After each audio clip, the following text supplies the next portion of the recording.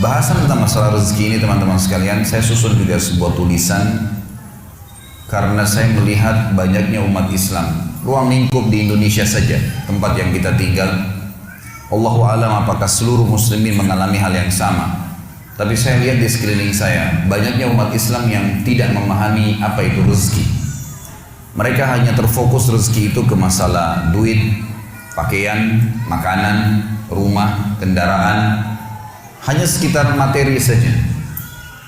Dan banyak hal yang lain yang mereka tidak anggap rezeki. Padahal sebenarnya rezeki itu didefinisikan oleh para ulama dengan sangat luas. Segala sesuatu yang dibutuhkan oleh makhluk, dan makhluk di sini masuk di dalamnya manusia, jin, ya, malaikat, apa saja, tumbuh-tumbuhan, hewan-hewan, dalam melalui roda kehidupan. Jadi semua itu masuk dalam masalah rezeki, baik di dunia maupun di akhirat nantinya. Jadi ruang lingkup rezeki sangat luas, dan rezeki ini yang menyiapkan dan tidak pernah habis stoknya dalam menyiapkan hanya satu, Allah subhanahu wa ta'ala. Tidak pernah ada yang bisa menyiapkan kebutuhan seluruh makhluk non-stop dan tidak pernah habis stoknya kecuali Allah subhanahu wa ta'ala. Dan memang belum pernah ada yang mengikrarkan itu. Kita pada saat haus cuma tahu minum, pada saat lapar cuma tahu makan. Nggak ada duit berarti minta, ada duit tinggal beli makanan dan makan, selesai, laparnya hilang, istirahat. Kita tidak pernah berpikir sebenarnya dari mana semua itu. Satu-satunya yang mengaku dan mengikrarkan kalau dia yang menyiapkan segala kebutuhan, bukan cuma manusia, adalah Allah subhanahu wa ta'ala. Kita akan sebutkan beberapa dalil yang berhubungan dengan masalah itu. Yang pertama teman-teman sekalian, surah Az-Zariyat, surah nomor 51 ayat 56 sampai 58. A'udzu billahi minasyaitonir rajim. Bismillahirrahmanirrahim. Wa ma khalaqtul jinna wal insa illa liya'budun. Ma uridu minhum min rizqin wa ma uridu minhum ay yut'imun. Innallaha huwar razzaqu dzul quwwatil matin. Artinya teman-teman sekalian, aku kata Allah tidak menciptakan jin dan manusia kecuali untuk menyembah, mengabdi kepadaku. Apa yang aku perintahkan mereka jalankan. Yang aku bolehkan, halalkan, silakan nikmatin. Makanan, minuman, pergaulan, pendapatan, ekonomi, mendirikan sebuah negara, politik. Dan apa yang aku larang, semua ditinggalkan. Apa yang aku haramkan dijauhi. Itu mana daripada sembah. Aku nggak ciptakan jin dan manusia kata Allah kecuali untuk menyembah kepadaku, mengabdi. Dan aku tidak pernah kata Allah, ini di ayat 56, ayat 57-nya, aku tidak pernah meminta kepada mereka balasan rezeki. Kasus misalnya aku menyiapkan untuk mereka makanan, daging hewan yang bisa disembeli, kemudian mereka makan. Aku tidak pernah minta diberikan sebagian daripada rezeki itu. Aku memberikan mereka makanan, minuman, pakaian. Allah tidak pernah minta diberikan kepada Allah sesajen, diberikan sesuatu, dikembalikan kepada Allah. Allah nggak minta. Kata Allah, ma uridu minhum min rizq. Saya tidak butuh dari mereka rezeki itu. Wa ma uridu minhum ayyut'imun. Saya juga tidak ingin minta makanan dari mereka. Lalu Allah tutup di ayat 58, dan ini saksi bahasan kita. Innallaha huwar razzaqu dzul quwwatil matin. Sesungguhnya Allah itu adalah Razzaq. Razzaq ini teman-teman sekalian dalam bahasa Arab masuk dalam lingkup luasnya, semua kebutuhan. Kalau kita bicara masalah substansial kebutuhan, maka dikatakan razik. Sifat Allah juga razik. Kalau kita masuk ke dalam substansial kebutuhan, misalnya makanan saja, atau minuman saja, atau oksigen saja, atau cahaya saja, masuk substansial bisa dikatakan razik. Tapi kalau kita mengatakan sosok pencipta yang selalu menyiapkan segala kebutuhan secara global dan tidak pernah habis stoknya, maka bahasa Arabnya Razzaq. Dan Allah mengatakan innallaha huwar razzaq. Allah itu adalah Razzaq, pemberi rezeki yang tidak pernah habis stoknya, dzul quwwatil matin, sebaik-baik tempat untuk bersandar. Saya kasih contoh teman-teman sekalian supaya lebih jelas realita lapangannya. Rezeki masuk dalamnya cahaya.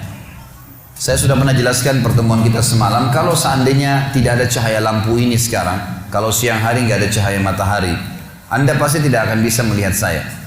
Saya juga tidak bisa melihat, setajam apapun pandangan mata kita, senormal apapun mata kita tidak bisa melihat. Karena cahaya ini ada, maka akhirnya kita bisa melihat. Cahaya ini adalah sebuah rezeki. Hidung kita menarik oksigen dengan gratis.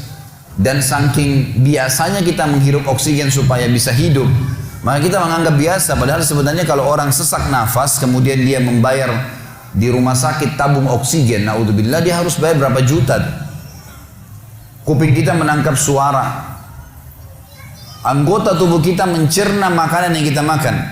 Kita cuma tahu mengunyah. Sistem sudah diciptakan, gigi kita, lidah merasa, kemudian gigi kita menghancurkan, kemudian kita telan di tenggorokan kita. Lalu setelah ditelan kita sudah tidak pernah tahu lagi mau kemana tuh makanan. Diproses secara alami. Dari mana proses ini? Kemudian yang dibutuhkan oleh tubuh maka akan masuk, diambil oleh tubuh kita sebagai nutrisi, dan yang tidak dibutuhkan keluar dalam bentuk kotoran. Kita tidak pernah tahu air yang kita minum yang mana jadi darah kita dan yang mana dari air, jadi air seni kita.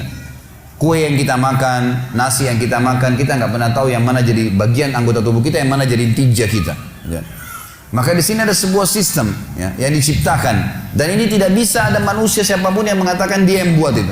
Mustahil ada makhluk yang bisa mengatakan itu. Karena kalau air dia minum, dia cuma bisa minum. Haus dia minum. Mau hewan, mau jin, mau manusia, haus minum. Dan dia tidak pernah tahu dari mana komposisi air ini. Kenapa kok harus air? Kenapa enggak makan misalnya kalau lagi haus? Dari mana sistem itu? Harus terbawa kepada sistem itu. Maka Allah memperkenalkan dirinya, dia yang menciptakan kalian, dia juga yang menyiapkan seluruh kebutuhan kalian, dan tidak pernah habis stok itu. Saya kasih contoh teman-teman sekalian. Saya tanya, Anda coba berpikir, merenungi di awal pertemuan kita ini. Pernah nggak teman-teman yang biasa interaksi sama pasar, menemukan pasar di Indonesia saja, di kota Anda masing-masing, pernah nggak menemukan ada pasar tidak ada sayur sama sekali? Atau buah habis sama sekali, tidak ada satupun jenis buah. Atau misalnya hewan yang biasa dimakan oleh manusia, ayam misalnya, pernahkah ayam itu habis? Penelitian teman-teman sekalian diadakan oleh sebagian ilmuwan muslim. Ini penelitian sederhana tapi betul-betul bobotnya luar biasa. Diadakan penelitian tentang populasi hewan, terutama yang paling banyak dikonsumsi oleh manusia. Ditemukanlah ayam. Ayam ini hewan yang paling banyak dimakan, karena hampir semua manusia memakannya, gitu kan. Maka diadakan penelitian, berapa sih jumlah ayam sebenarnya? Diadakan penelitian, manusia saja sudah 7 miliar sekian jumlah manusia, dan ditemukan ayam ternyata populasinya 6 sampai 7 kali lipat lebih banyak daripada jumlah manusia. Jadi ayam itu 40 miliar sekian jumlahnya. Tiap hari disembeli miliaran, tapi tidak pernah habis. Pertanyaannya, dari mana populasinya ayam itu? Mungkin Anda mengatakan karena ada peternak misalnya. Ilmuwan mengadakan penelitian lagi.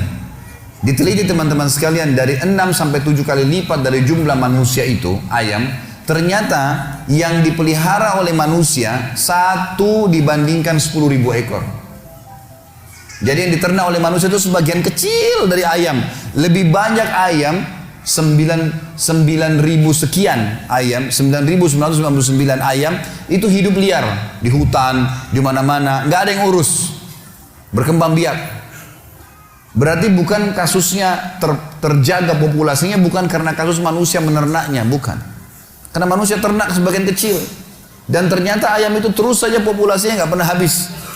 Kita kalau lihat bagaimana beberapa ilmuwan manusia mengambil gambar dari atas helikopter di hutan, bagaimana ya sapi hutan atau apalah ya hewan-hewan berlarian di tengah hutan dari atas sampai ribuan ekor jalan lari, nggak ada yang urus, kuda lah, apahlah, macam-macam, tidak pernah habis, tidak pernah habis. Selalu ada populasinya. Pertanyaan, dari mana semua ini? Siapa yang buat?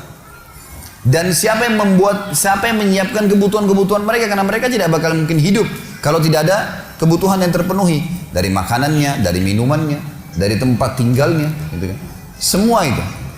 Maka tidak pernah ada yang mengklaim dirinya sebagai Razzaq, pemberi rezeki non-stop, kecuali Allah Subhanahu wa taala. Allah Subhanahu wa taala yang telah menjelaskan masalah itu. Kalimat ini juga mulia teman-teman sekalian. Innallaha war-razzaq, kata Allah. Allah itu adalah sebaik pemberi rezeki yang non-stop, tidak pernah habis rezekinya. Dan dzul quwwatil matin, sebaik-baik tempat untuk bersandar. Saya pernah teman-teman sekalian di Jakarta, di depan rumah saya pernah ngontrak rumah. Kurang lebih ada taman 5 kali 5 meter, tidak besar. Dan saya suka tanam tanaman. Kadang-kadang saya biarkan di tabulan pot, tanaman dalam pot yang ada buah mangga, ada buah jambu gitu. Saya kadang-kadang sebelum pengajian pagi suka siram tanaman itu. Suatu hari pengalaman saya pribadi, saya biasanya pengajian jam 9, jam 10 pagi. Saya keluar dari rumah setengah jam, 40 menit sebelum ceramah. Untuk jalan. Tapi sebelumnya saya luangkan juga waktu sekitar 15-20 menit untuk siram tanaman. Karena memang saya senang, gemar dengan itu. Maka saya siram tanaman. Satu hari saya keluar teman-teman sekalian, tinggal setengah jam lagi pengajian saya. Kalau saya luangkan 15 menit untuk siram tanaman saya, maka terlambat pengajiannya. Subhanallah, sambil saya narik selang, saya coba siram sambil berdoa, ya Allah ini gimana? Pengajian saya bisa terbengkalai. Sementara ini juga kalau tidak disiram nanti kering, gitu kan? Kesian, ini makhluknya Allah. Ya. Dan kata Nabi SAW, fi kulli kabidin ratabatin ajr. Di setiap denyut kehidupan, semut kalau antum lihat lagi jalan, antum tidak injak, sengaja antum biarin jalan karena makhluknya Allah, ada pahalanya tuh. Pohon yang kita siram ada pahalanya. Semua yang kita rawat di muka bumi ini, niatnya karena Allah menciptakannya, maka ada pahalanya. Itu sabda Nabi SAW, saya niatkan karena itu. Sementara saya lagi menyiram, subhanallah, dan bimbang, ini berhentiin siram atau enggak ya? Gitu. Istri saya kebetulan lagi jaga anak-anak, jadi nggak bisa gitu. Maka subhanallah pada saat itu, detik itu juga hanya hitungan detik teman-teman sekalian, tiba-tiba lagi panas matahari. Ada hujan, ya, biasanya kalau bahasa yang sering saya tahu dari saya kecil, kalau waktu di Makassar dikatakan hujan lari. Sering ada hujan cuma beberapa detik saja, nyiram bumi ini terus hilang gitu loh. Maka hujan itu datang, tiba-tiba hujan. Dan satu wilayah Condet, tempat saya tinggal di Jakarta Timur, itu basah semua. Dalam hitungan saya hitung durasi mungkin cuma 15 detik. Semua tanaman saya basah, semua harus Condet basah gitu. Saya lalu mematikan air keran dan saya mengatakan, subhanallah, maha suci Allah yang kalau mau membasahkan bumi ini hitungan detik. Saya butuh 15 menit hanya siram tanah 5 kali 5 meter. Bagaimana kekuasaan Allah subhanahu wa ta'ala yang luar biasa ya. Mestinya bisa direnungi masalah itu. Seorang syekh, doktor di Ummul Qura, beliau pernah bercerita dalam salah satu ceramahnya. Dan beliau berkata, ada temannya di Jeddah, seorang pengusaha, lagi naik mobil sama-sama. Kemudian temannya mengatakan, akhi, saudaraku, apa saran anda? Apa doa yang saya ucapkan supaya Allah selalu menambah rezeki saya? Kata dokter ini, saya tidak mengingat pada saat itu apapun doa tertentu, tapi saya tiba-tiba teringat surah Az-Zariyat ini, ayat 56 sampai 58. Dia bilang, saudaraku, dia bilang, akhi, coba bacalah. Wa ma khalaqtul jinna wal insa illa liya'budun.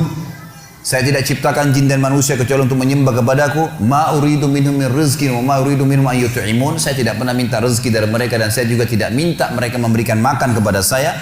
Innallaha war-razzaqu dzul quwwatil matin. Sesungguhnya Allah itu zat yang maha pemberi rezeki, tidak pernah habis stoknya dan sebaik-baik tempat bersandar. Coba kau baca dalam doamu, ya Razzaq dzul quwwatil matin, wahai zat yang pemberi rezeki dan sebaik-baik tempat bersandar, urzukni, berikan saya rezeki.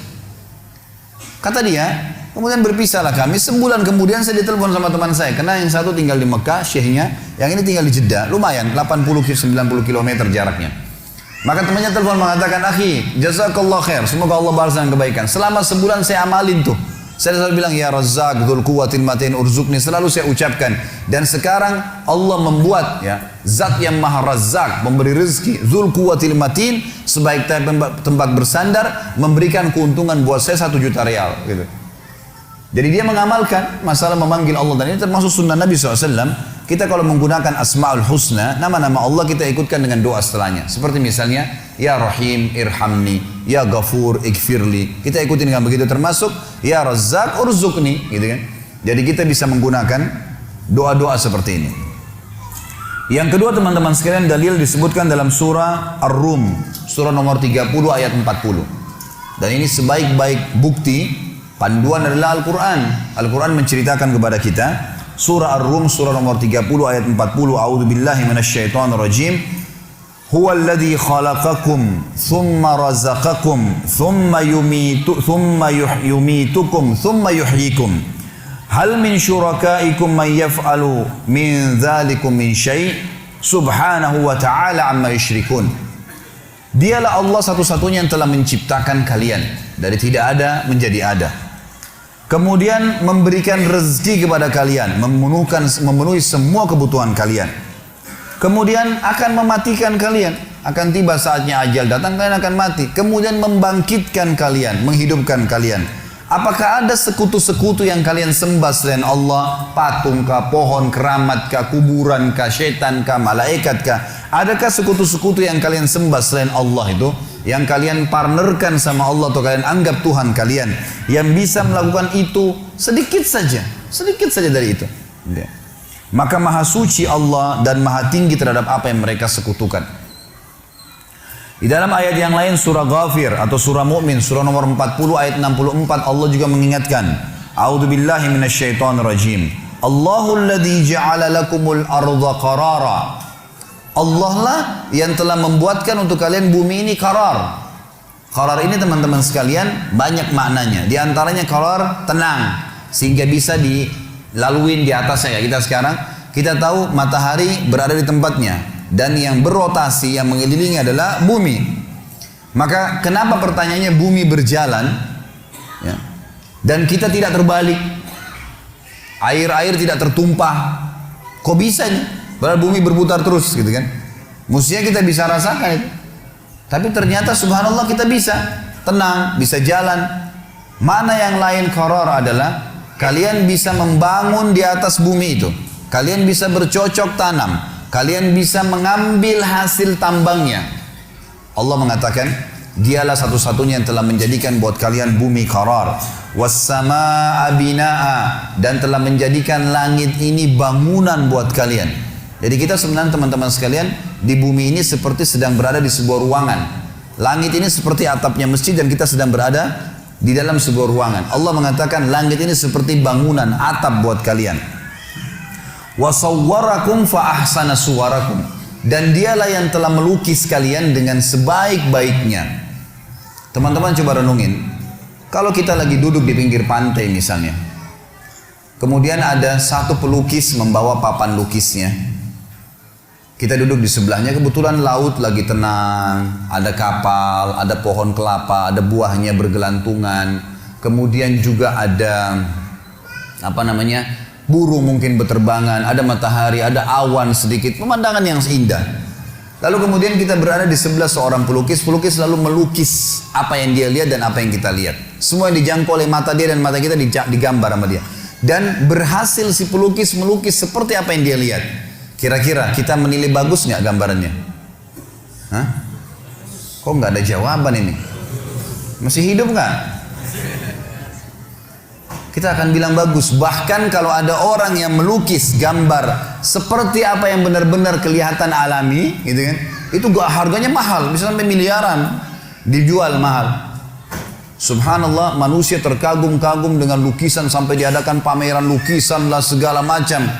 Padahal orang pelukis ini teman-teman sekalian hanya menciplak saja. Hanya ciplak ciptaannya Allah, dan itu pun yang bisa jangkau dengan matanya. Plus lagi lukisan manusia tidak bisa bergerak, lukisannya Allah bergerak. Buahnya bisa diambil, airnya bisa bergerak, di dalamnya ada makhluk hidup, burungnya bisa terbang, mataharinya bisa diistilahkan dengan terbenam dan terbit, awannya bisa pindah-pindah, manusianya juga bisa jalan dan seterusnya. Bagaimana bisa kita berpikir teman-teman sekalian, ini hebat ya, ini luar biasa ya, kagum-kagum dengan orang yang hanya menciplak saja. Dan itu pun cuma sisi yang dijangkau oleh mata dia, sementara semuanya ini yang lainnya belum dijangkau oleh mata dia, belum bisa dia gambar. Dan luar biasa tidak bisa bergerak gambaran manusia. Kok bisa? Kenapa dengan ciptaan Allah yang luas ini kita lupakan? Allah mengatakan, dialah yang telah menjadikan bumi buat kalian terhampar, langit itu sebagai bangunan, dan melukis kalian dengan sebaik-baiknya. Warazaqakum minat thayyibat, dan telah memenuhi rezeki kalian dari hal-hal yang baik-baik.